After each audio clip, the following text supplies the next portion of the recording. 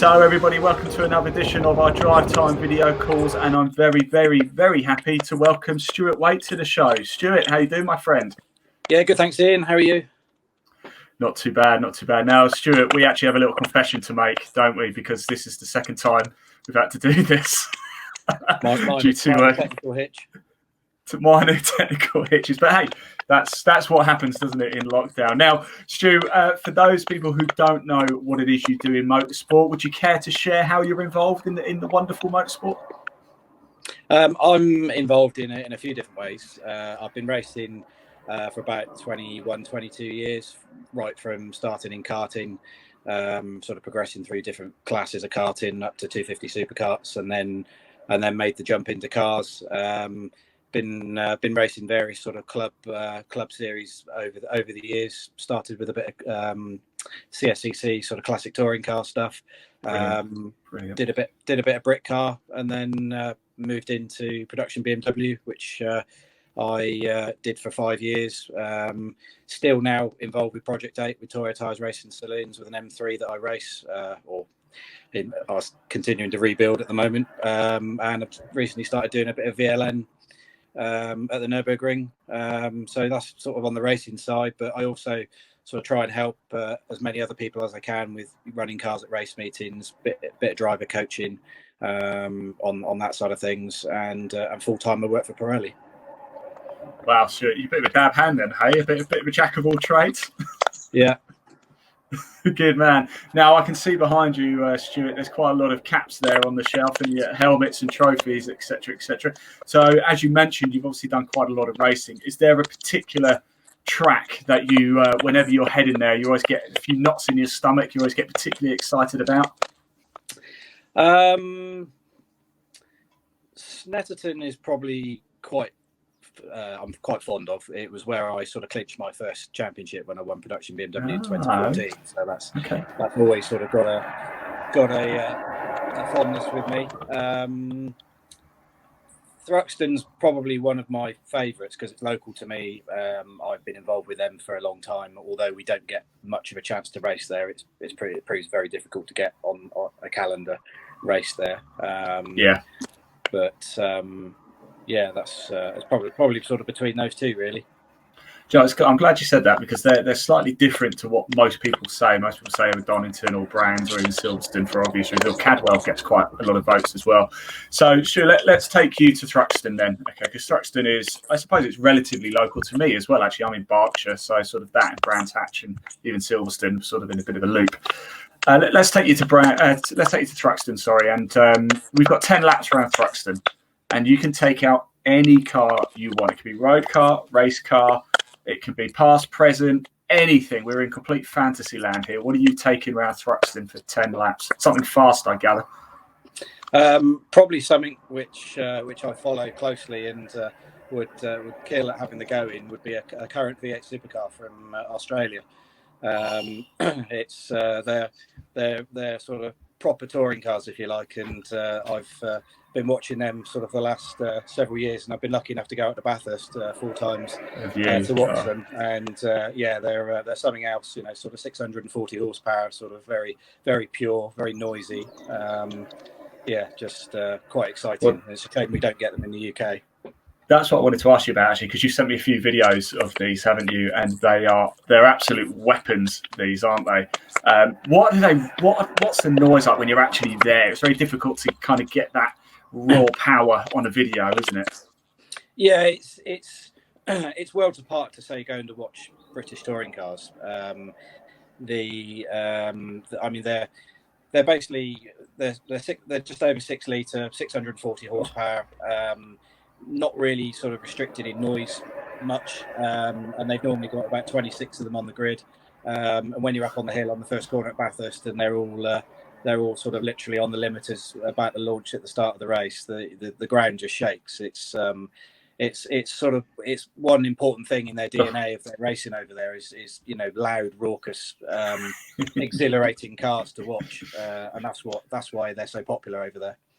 That's what I like to hear. That's what I love. I remember the first time I went to see Formula One, and I was just blown away by the noise. But I can imagine that's a different kettle of fish for a very good reason too. Now, Stu, let's get back to you. What you're obviously involved in motorsport from a work side, from a hobby side, from every kind of side. What sparked that love of motorsport for you? I mean, I remember growing up typically on a Sunday lunchtime, around the dinner table, Dad would have the Formula One on, and back then it was probably the early days of the British touring cars, so sort of the early 90s. And my dad driving a Vauxhall Cavalier, and Cavaliers being used in the touring cars at the time was quite good to watch, like all the BTCC was in the early 90s.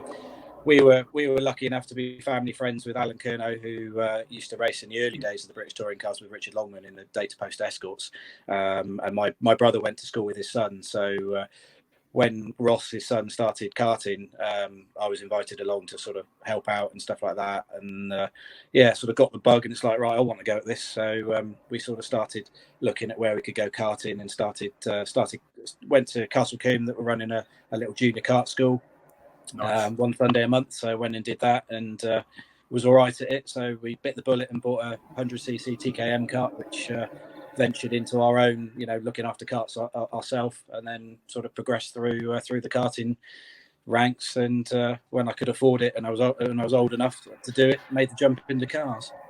Fantastic. Great story. I mean, that's kind of my era as well, the early 90s touring cars. In fact, I was probably the only sort of 10-year-old who wanted a Vauxhall Cavalier as a kid. Anyway, Stu, what we like to do on these videos is, I do apologise, but we do like to have a laugh at your expense. So with a reasonably long career in motorsport, there must be an embarrassing moment or two where you just thought, oh no, I can't believe I did that. So what's been your most embarrassing moment, Stu, whilst racing?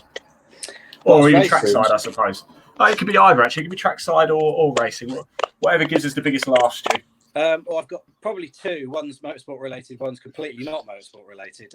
We're hitting both then, yeah. The motorsport related one was Alton Park in 2014. I was leading the second race of the weekend, having won the first race. I was on, looking good for a double. And last lap, wet race, love racing in the rain. Last lap coming up Clay Hill towards Druids. Nasty noise from under the car. All of a sudden lost drive. Basically what had happened, the gearbox mount had failed the prop had parted company with the end of the gearbox. So the prop was failing around underneath the car, and then basically wiped out the whole gear stick assembly whilst I was still looking where I was going. So when I then went to grab a gear and looked to my left, there was no gear stick. The onboard video just showed the gear stick just rattle down through the hole in the floor and disappear. This is the second time I've heard this story, but I've got to say it's just as funny as the first time I heard it. I managed to coast across the line and still finish the race, and having even then knowing that the gear stick had disappeared, once the car rolled to a halt, of course had to do what you would normally do: look down, go to take it out of gear. Oh, no gear stick for the second time. So what about the other story? I want to hear this other story too. The non-motorsport related one was we went to see a fellow racer who was doing Panto up in Milton Keynes one January, and we all sort of stayed behind afterwards with a load of them to have a bit of a party and play some games and stuff like that. And I don't know if you know it, but we got involved in playing the cereal box game, where everybody basically, you put an empty cereal box on the floor, everyone has to bend down and pick the box up with their teeth without putting their hands on the floor. Once everybody does it, they tear a bit off the box. The box slowly gets smaller and smaller and smaller, and you've got to get closer and closer to the floor. Needless to say, my competitive nature meant that I was going to go as far as I could, and it was literally a slither of cardboard on the floor, and I was literally about an inch away from the ground, and I managed to break my own leg. Oh, what? Oh.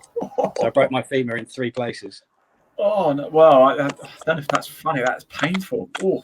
It was incredibly painful. 3 months off work, and some screws and a metal rod in my leg. But now when I look back, people go, "Oh, how did you break your leg?" And you say the cereal box game.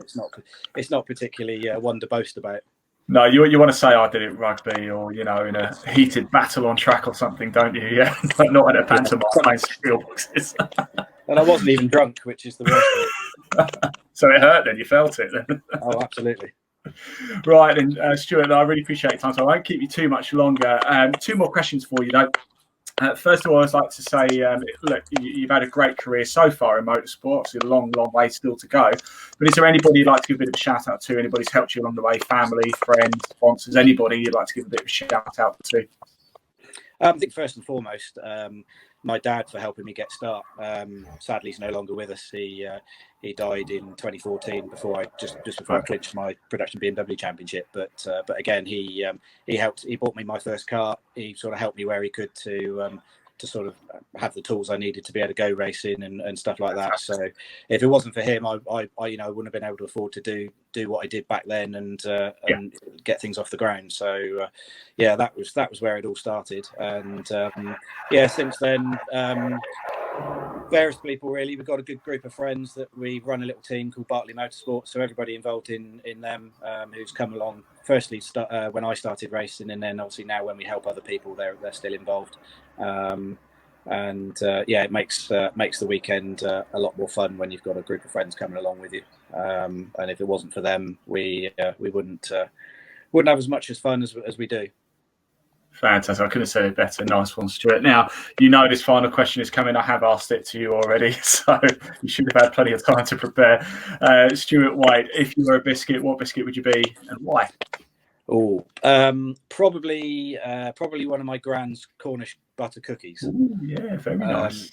Only reason being is it's what I remember as a kid going down to Cornwall to see my grandparents, and they were always freshly made in the jar, and the Cornish homemade cooking doesn't get much better, so it was always a fun thing to look forward to. Fantastic. Look, Stuart Waite, it's been an absolute pleasure. Thank you so much for your time today. Let you crack on with your day. But once again, Stuart Waite, Drive Time, been an absolute pleasure. Thank you so much for your time. No problems. Thanks, Ian.